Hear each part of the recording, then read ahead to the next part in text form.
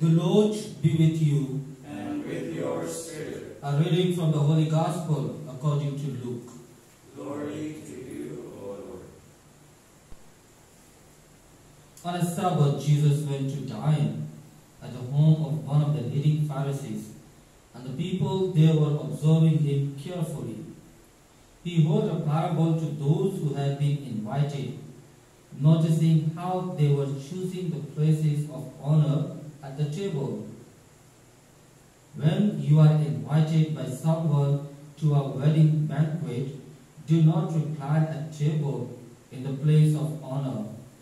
A more distinguished guest than you may have been invited by him, and the host who invited both of you may approach you and say, "Give your place to this man," and then you would proceed with embarrassment to take the lowest place. Rather, when you are invited, go and take the lowest place, so that when the host comes to you, he may say, "My friend, move up to a higher position."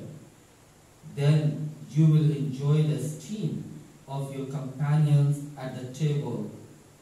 For everyone who exalts himself will be humbled, but the one who humbles himself will be exalted. The Gospel of the Lord. Praise to you, Lord Jesus Christ.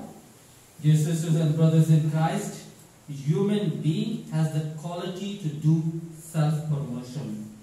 And due to this strange ability, we find reasons that we need to promote ourselves.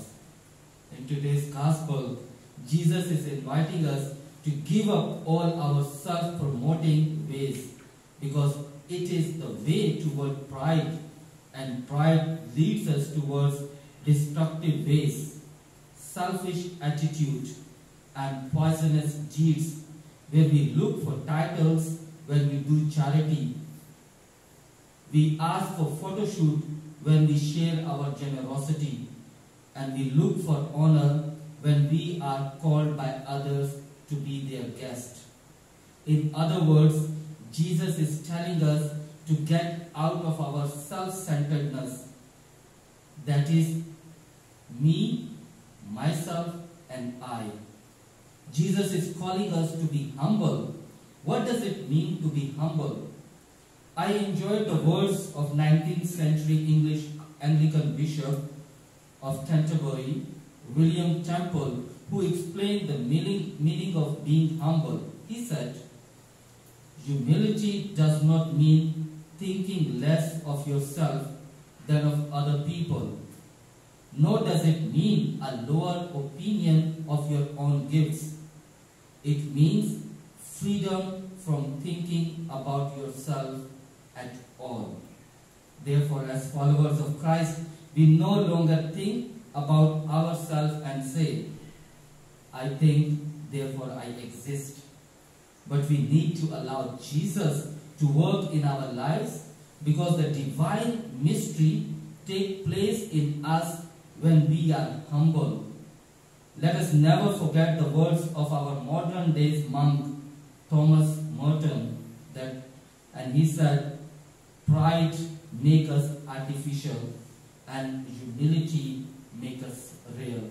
When Mary, the mother of Jesus and our mother, intercede for us to be humble like her, to allow the divine mystery to take